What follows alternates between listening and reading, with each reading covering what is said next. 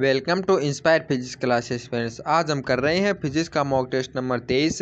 यदि आपने पहले वाले 22 मॉक टेस्ट नहीं देखे हैं तो आप उन्हें भी देख लें।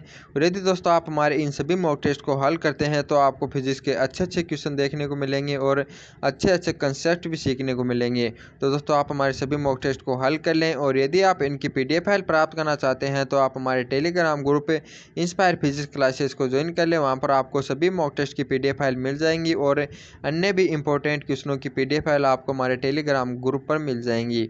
और दोस्तों यदि आप हमारे चैनल पर नए हैं तो चैनल को भी सब्सक्राइब कर लें और बेल आइकन को भी दबा लें, जिससे कि आपको नई वीडियो की नोटिफिकेशन तुरंत ही मिल जाए। और दोस्तों शुरुआत कर रहे हैं आज के हमारे मॉक टेस्ट नंबर 23 की। देखते हैं इसका पहला क्वेश्चन। पहला क्वेश्चन है, निम्न में से कौन सा अनुपात दाब को व्यक्त करता है।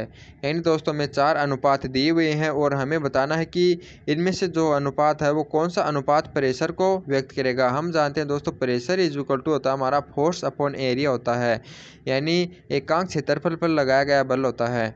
दोस्तों इन दोनों को यदि अपन दूरी से मल्टीप्लाई करते हैं यानी डिस्टेंस से मल्टीप्लाई करते हैं तो ऊपर हमारा हो जाता है बल गुणा विस्थापन। यह हमारा दोस्तों फॉर्मूला होता है वो होता है हमारा कार्य का। तो इसको अपन ऊर्जा भी लिख सकते हैं, यानी कार्य ही ऊर्जा का रूप होता है।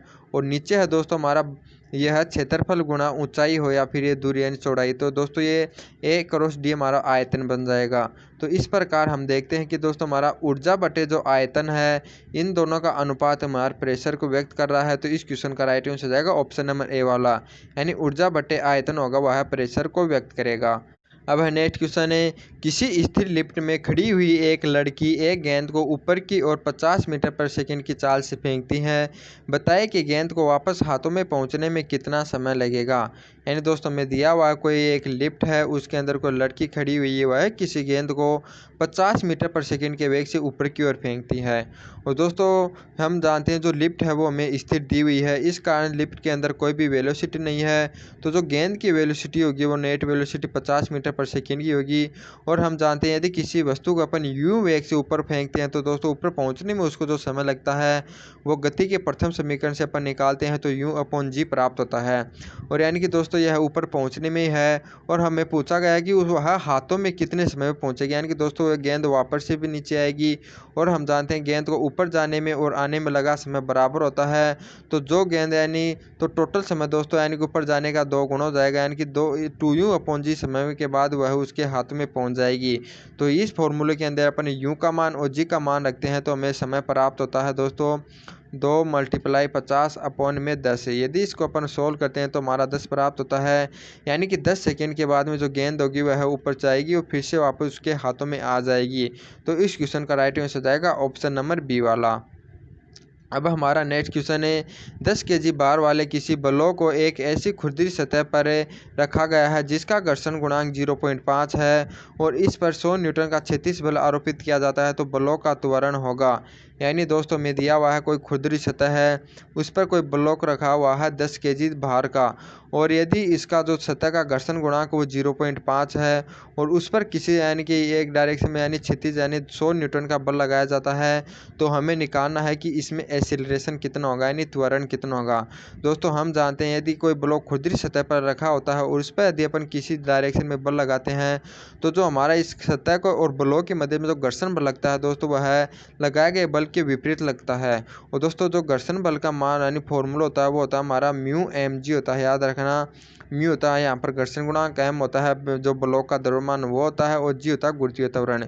यदि इन तीनों का मान अपन रखते हैं 0.5 × 10 × 10 तो दोस्तों हमें प्राप्त होता है 50। यानी कि जो 50 न्यूटन का बल होगा यह घर्षण बल यानी लगाए गए बल के विपरीत होगा। तो दोस्तों नेट बल लगेगा वो हमारा इस डायरेक्शन में लगेगा और उसका मान कितना होगा 50, क्योंकि 100 में से अपन 50 घटा देंगे क्योंकि ये इसके विपरीत डायरेक्शन में लग रहा है। यदि दोस्तों नेट बल हमारा 50 न्यूटन प्राप्त होता है तो हम इसका त्वरण निकाल सकते हैं। त्वरण बराबर हम जानते हैं हमारा होता है F/m। तो हमारा F का मान निकल कर आ गया 50 और m का मान हमें पता है वो हमारा 10। तो यानी कि दोस्तों एक्सीलरेशन जो हमें प्राप्त होगा त्वरण प्राप्त होगा उसका मान हो जाएगा 5 मीटर पर सेकेंड। तो इस क्वेश्चन का राइट आंसर हो जाएगा ऑप्शन नंबर B वाला। अब नेक्स्ट क्वेश्चन है, किसी धारावाही चालक के एक छोटे से अवयव के कारण किसी बिंदु पर चुंबकीय क्षेत्र अवयव से बिंदु की दूरी पर निर्भर करेगा। किस प्रकार से? यानी दोस्तों में दिया हुआ कोई अवयव धारावाही चालक है, इसके छोटे से अवयव के कारण इसे r दूरी पर स्थित कोई बिंदु है, उस पर जो हमारा चुंबकीय क्षेत्र होगा वो हमें बताना है इस दूरी पर किस प्रकार से निर्भर करेगा। तो दोस्तों बायो सावर्ट के नियम के अनुसार हम जानते हैं इस अल्पांश के कारण इस बिंदु पर जो चुंबकीय क्षेत्र होगा उसका फॉर्मूला होता है μ0/4 आइडियल साइन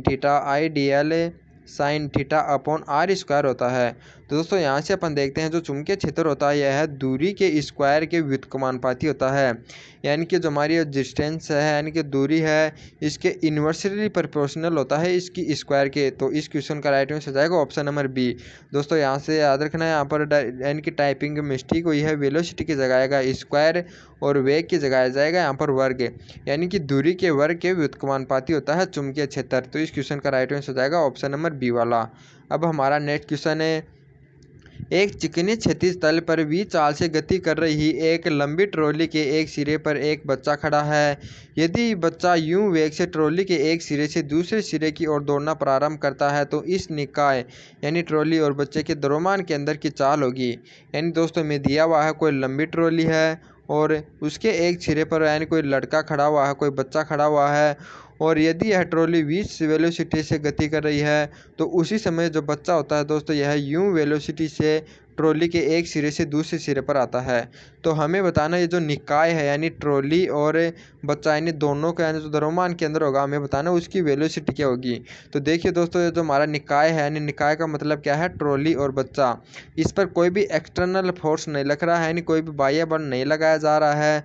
तो बाह्य बल न लगाए के जाने के कारण दोस्तों इस निकाय का जो द्रव्यमान के अंदर होगा उसकी वेलोसिटी में कोई भी परिवर्तन नहीं होगा जब तक कि इस पर कोई बाह्य बल न लगाया जाए। तो इस क्वेश्चन का राइट आंसर जाएगा ऑप्शन नंबर डी वाला, यानी इसका जो द्रव्यमान के अंदर होगा दोस्तों उसकी वेलोसिटी v ही होगी। तो इस क्वेश्चन का राइट आंसर जाएगा ऑप्शन नंबर डी वाला। अब है नेक्स्ट क्वेश्चन है, निम्नलिखित में से किस पर गुरुत्वीय त्वरण निर्भर नहीं करता। यानी कि दोस्तों हम जानते हैं जो गुरुत्वीय त्वरण जी का फॉर्मूला होता है वो हमारा होता है Gm/r² होता है।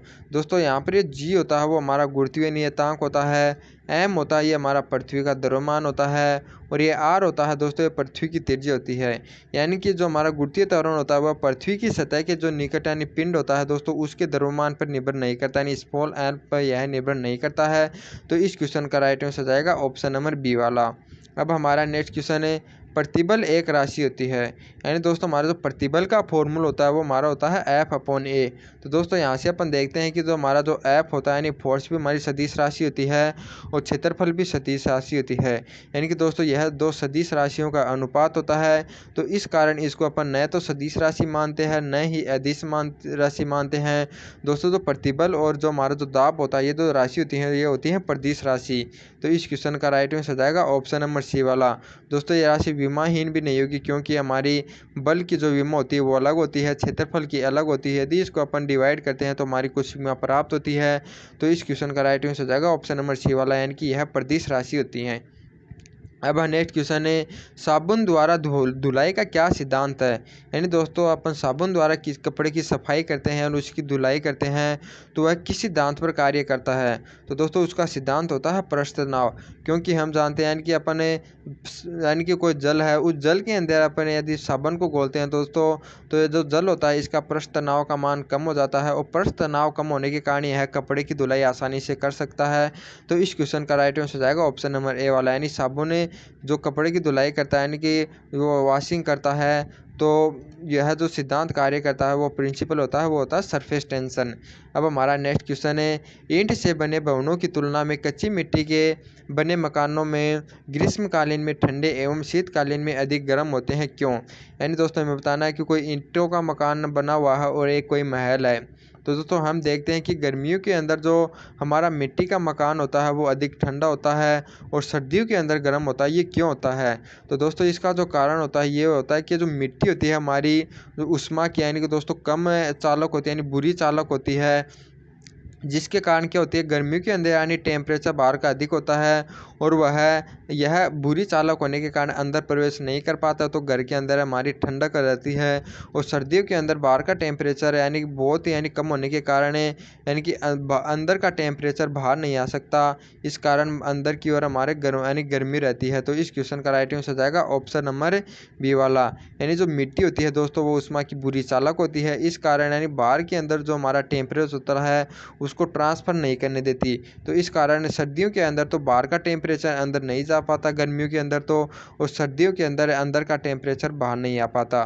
तो इस क्वेश्चन का राइट आंसर जाएगा ऑप्शन नंबर बी वाला।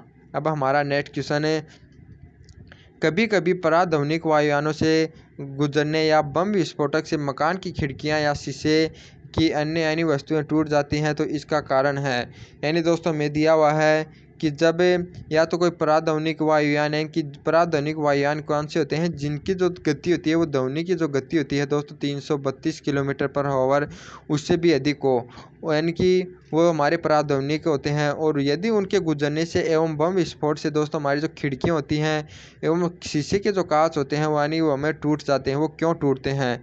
तो देखिए दोस्तों, जब भी यानी बम का विस्फोट होता है या पराध्वनिक वायुयान गुजरते हैं तो उनसे अधिक ध्वनि के कारण पराध्वनि यानी कि हमारी प्रघाती तरंगें उत्पन्न होती हैं। यानी अधिक ध्वनि उत्पन्न होने के कारण उनके कारण जो प्रघाती तरंगें उत्पन्न होती हैं, और प्रघाती तरंगों के कारण यानी कि हमारे जो कांच की वस्तुएं होती हैं या जो खिड़कियाँ होती हैं मकान की वो टूट जाती हैं। तो इस क्वेश्चन का राइट आंसर जाएगा ऑप्शन नंबर डी वाला।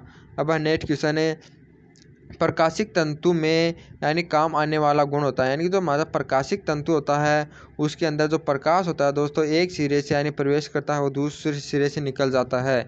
तो वह कौन से गुण का उपयोग करके यानी कि एक सिरे से दूसरे सिरे तक निकलता है? तो दोस्तों वह गुण होता है हमारा पूर्ण आंतरिक परावर्तन है। क्योंकि जो प्रकाशिक तंतु होता है यानी जो ऑप्टिकल फाइबर होती है वो इस प्रकार से बनाई जाती है कि उसकी जो अंतर वाली जो सतह होती है दोस्तों उसका घनत्व अधिक होता है, और बाहर वाली जो सतह होती है उसका घनत्व कम होता है, यानी कि अंदर सघन माध्यम और बाहर विलन माध्यम। तो इस कारण जब यह किरण इसकी सतह पर टकराती है तो इसका पूर्ण आंतरिक परावर्तन होता है, फिर इस सतह पर टकराती है तो यहाँ से इसका पूर्ण आंतरिक परावर्तन हो जाता है, फिर इस प्रकार यहाँ पर पूर्ण आंतरिक परावर्तन होने के कारण यह बाहर निकल जाती है। यानी ऑप्टिकल फाइबर में जो प्रकाश एक ही सिरे से दूसरे सिरे में निकलता है वो पूर्ण आंतरिक परावर्तन के कारण निकलता है। तो इस क्वेश्चन का राइट आंसर जाएगा ऑप्शन नंबर सी वाला। अब है नेक्स्ट क्वेश्चन हमारा, सामान्य शुक्र सेल में विद्युत अपकेटे होता है, यानी दोस्तों हमारा नॉर्मल जो डेयरी सेल होता है उसके अंदर जो हमारा विद्युत अपकेटे होता है वो कौन सा पदार्थ होता है? तो दोस्तों याद रखना हो इसका राइट आंसर होगा ऑप्शन नंबर सी वाला।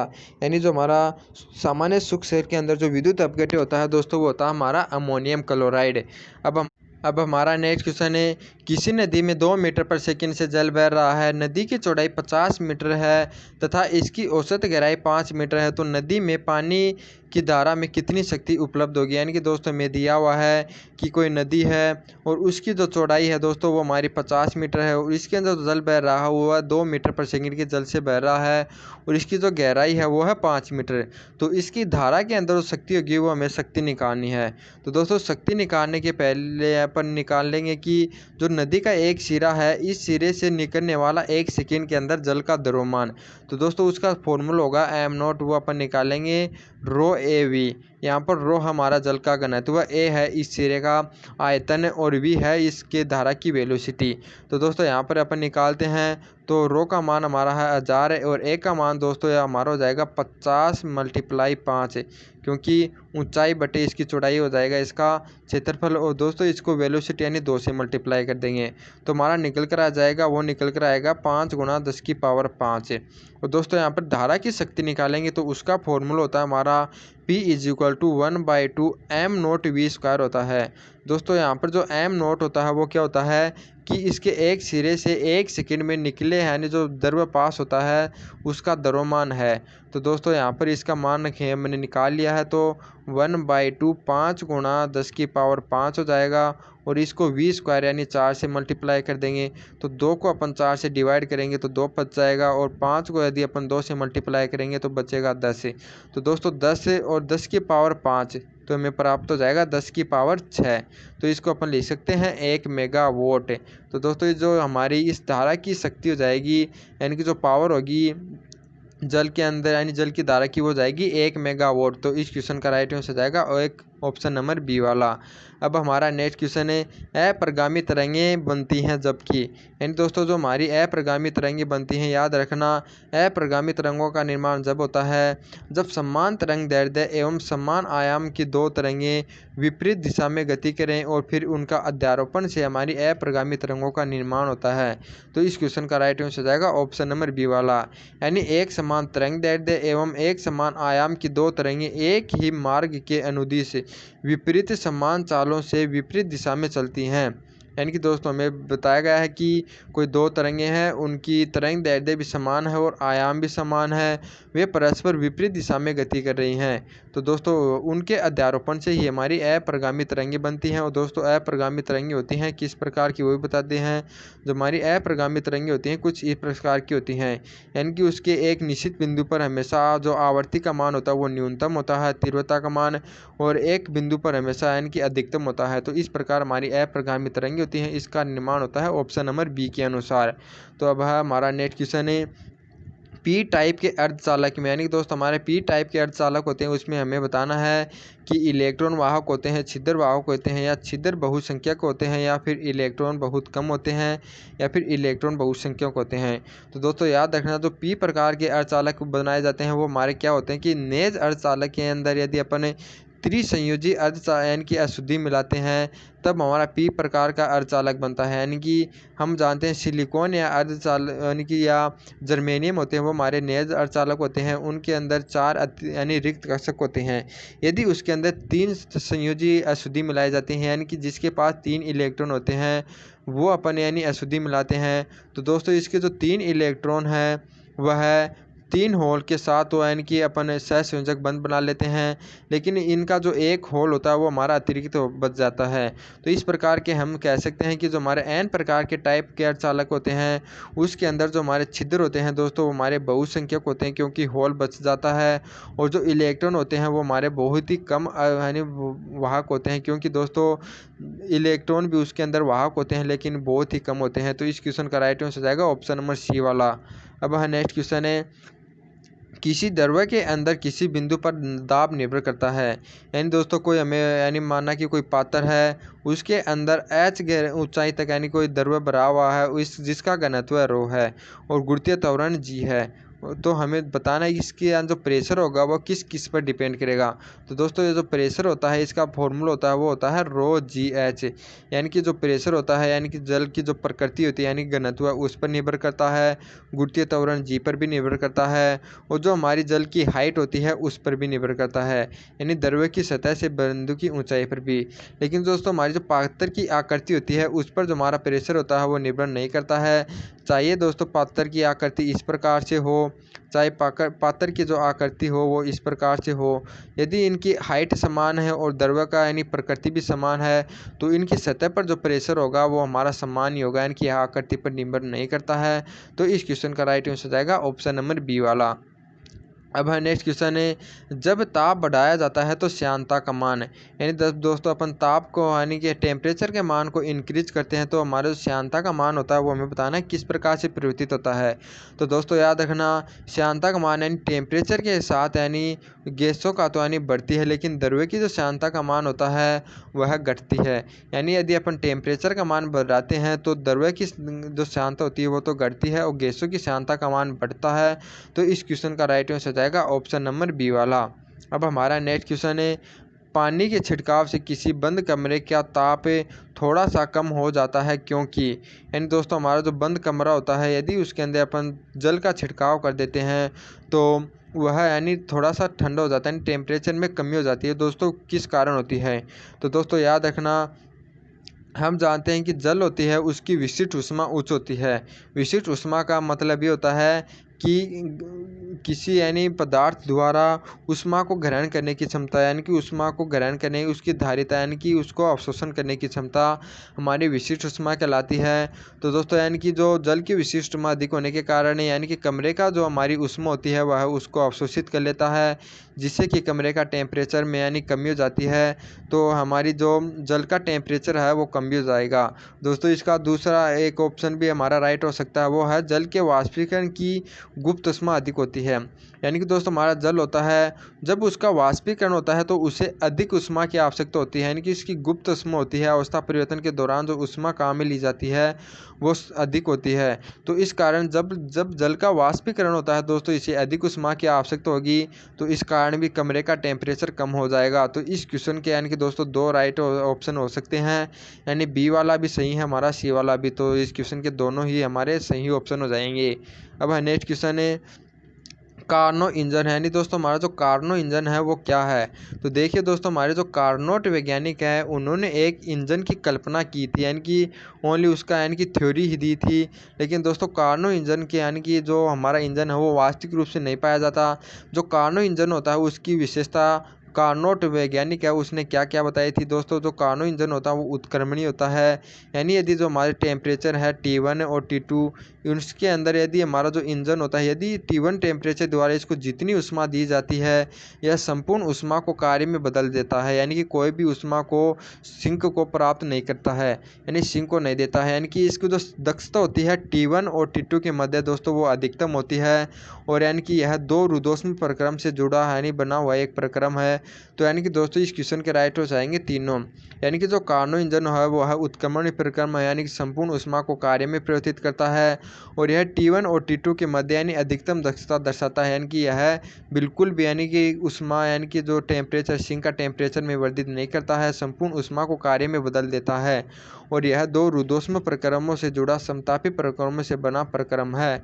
तो इस क्वेश्चन का राइट आंसर हो जाएगा ऑप्शन नंबर डी। यानी दोस्तों याद रखना, जो कार्नो इंजन है यह एक ओनली थ्योरी ही है। कार्नो इंजन की थ्योरी दी थी कार्नोट वैज्ञानिक ने, लेकिन वास्तव में ऐसा कोई इंजन नहीं है जो अधिकतम दक्षता यानी कि 100% दक्षता दे सके, यानी कि संपूर्ण ऊष्मा को कार्य में परिवर्तित कर सके। अब हमारा नेक्स्ट क्वेश्चन है, किसी रेलगाड़ी के सिलेंडर में पिस्टन का स्ट्रोक यानी आयाम का 2 गुना 1 मीटर है। यदि पिस्टन का परिक्रमण काल 200 प्रति मिनट है तो कोणीय आवर्ती यानी कि कोणीय आवर्ती से कर रहा है गति करता है तो इसकी अधिकतम चाल होगी। यानी दोस्तों में दिया हुआ कोई पिस्टन है और वह उसका जो स्ट्रोक है, यानी कि दोस्तों पिस्टन इस प्रकार से जब गति करता है, यानी कि इसका जो स्ट्रोक है जिस अंतराल में यह गति करता है यानी आयाम का 2 गुना वह 1 मीटर है, यानी 1 मीटर के अंदर यह गति करेगा। तो दोस्तों इसका आयाम कितना हो जाएगा, यदि इसको माध्यम बिंदु को माने तो इधर वाला आयाम यानी स्ट्रोक का आधा हो जाएगा, यानी स्ट्रोक होगा वो आयाम का 2 गुना होगा। तो दोस्तों इसका जो आयाम हो जाएगा वो हो जाएगा मात्र 0.5। यदि ये स्ट्रोक इसका 1 मीटर है तो यह जो ओनली आयाम हो जाएगा ये वाला ये हमारा हो जाएगा 0.5। अब हमारा हमें दी हुई है कोणीय आवर्ती, यानी कि वो दी हुई है 200। तो हमें पूछा गया है अधिकतम वेग। दोस्तों हम जानते हैं सरल आवर्त गति के अंदर जो हमारा मैक्सिमम वेलोसिटी होती है वी का मान वो होती है हमारी ओमेगा ए। तो ओमेगा का मान हमें दिया हुआ है 200 और ए का मान हमें निकल कर आया 0.5। यदि इन दोनों को यदि अपन मल्टीप्लाई करते हैं तो हमें 200 मीटर पर मिनट प्राप्त होगा। दोस्तों सेकंड मत कर देना, क्योंकि यहाँ पर मिनट में निकालना है तो इसको अपन सेकंड में परिवर्तित नहीं करेंगे, तो इसको डायरेक्ट मल्टीप्लाई करेंगे तो राइट आंसर हो जाएगा ऑप्शन नंबर सी वाला, यानी 100 मीटर पर मिनट। अब नेक्स्ट क्वेश्चन है, किसी तनी हुई डोरी में अनुप्रस्थ तरंग की चाल होती है। यानी दोस्तों कोई डोरी है वह तनी हुई है, उसके अंदर जो अनुप्रस्थ तरंग उत्पन्न होती है उसकी जो चाल होगी वो क्या होगी। तो देखिए दोस्तों इसका जो फॉर्मूला होता है वेलोसिटी का वो होता है हमारा √T/m होता है। दोस्तों ये T होता है वो रस्सी के अंदर तनाव होता है, और ये जो m होता है ये रस्सी का एकांक लंबाई का द्रव्यमान होता है। तो यहाँ से अपन देखते हैं कि वेलोसिटी रूट जो तनाव होता है उसके वर्गमूल के समानुपाती होती है, और जो हमारा मास होता है उसके वर्गमूल के व्युत्क्रमानुपाती होती है। तो यहाँ से अपन देखते हैं कि इस क्वेश्चन का राइट आंसर हो जाएगा ऑप्शन नंबर बी वाला, यानी तनाव के वर्गमूल के अनुक्रमानुपाती होगा। अब हमारा नेक्स्ट क्वेश्चन हमारा, यदि इलेक्ट्रॉन की वह संख्या होगी जिसे कि किसी विद्युत उदासीन सिल्वर को 2.4 कूलाम का आवेश प्रदान करने के लिए निकाला जाए। यानी दोस्तों हम जानते हैं कि जब किसी यानी कि दोस्तों यानी कि कोई इलेक्ट्रॉन दिया गया है किसी वस्तु को, कितने इलेक्ट्रॉन दिए जाएं यानी निकाले जाएं कि जिससे कि उसका जो आवेश है दोस्तों 2.4 कूलाम हो जाए। दोस्तों हम जानते हैं कि एक इलेक्ट्रॉन का पर जो आवेश होता है वो 1.6 गुणा 10⁻⁻19 होता है।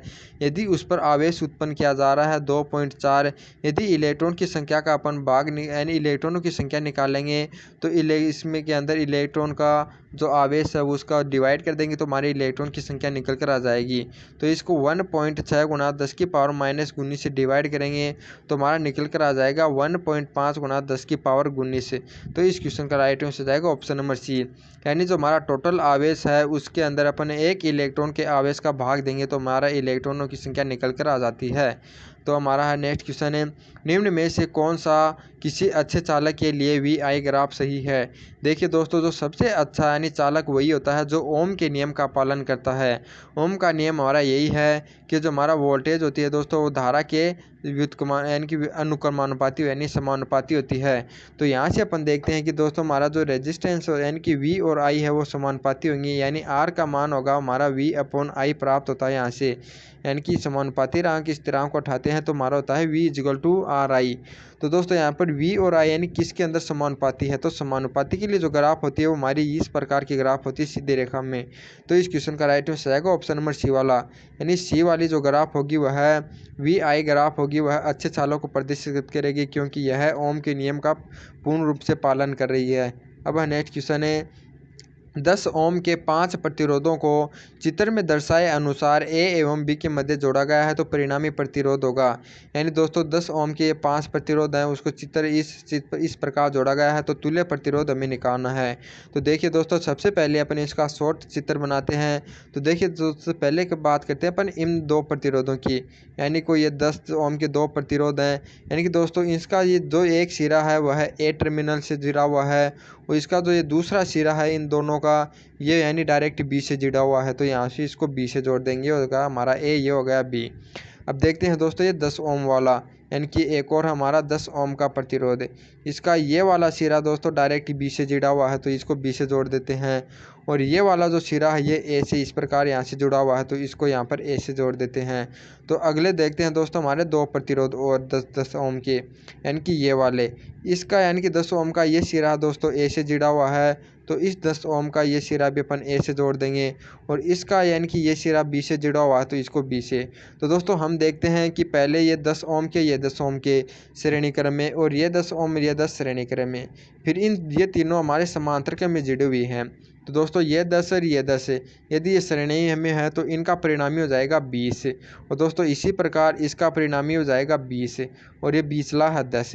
तो दोस्तों 20, 10 और 20 ये समांतर क्रम में है तो इनका तुल्य प्रतिरोध निकालेंगे तो हमारा हो जाएगा 1/20 प्लस 1/10 प्लस 1/20, ये हो जाएगा वो इक्वल टू में 1/R।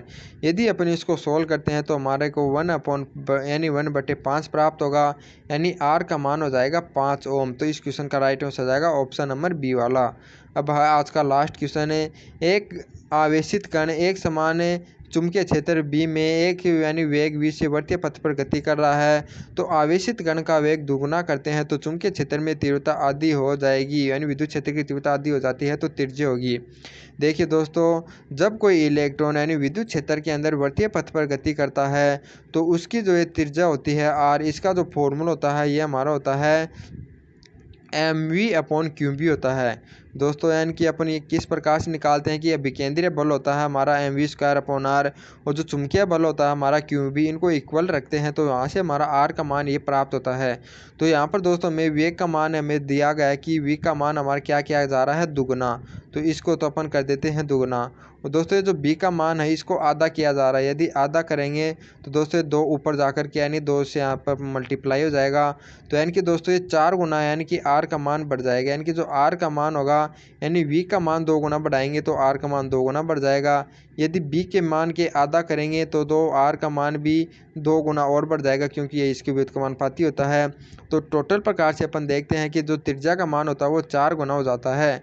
तो इस क्वेश्चन का राइट आंसर जाएगा ऑप्शन नंबर B वाला। तो दोस्तों इसी क्वेश्चन के साथ आज का हमारा वीडियो समाप्त होता है।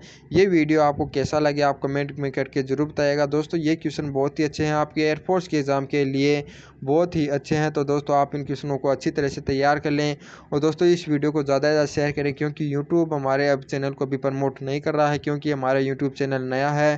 तो दोस्तों इसे ज़्यादा से ज़्यादा शेयर करें। जय हिंद दोस्तों।